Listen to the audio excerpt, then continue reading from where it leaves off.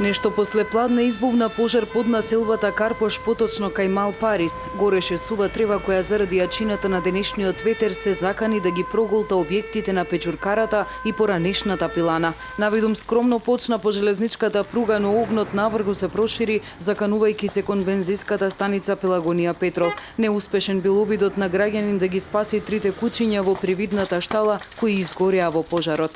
Не знам, јас сега дојдов, сега ми кажеја дека дојдов тука и ова изгореа. Изгоре тука шталата што беше и три кучини изгореа внатре живи. Гралата беше ова што изгореа. Како не дојде за 5 минути порано да дојде, ќе ги спасев, јас се качив горе. После 12 и 15 негде. Пријавивте ли во... И јас пријавив лично. Имаше ли можност некако нешто да се спаси, да се спречи? Па дојде негде по 15 минути 20, ова фабриката за конец курчули гајбите се запалат.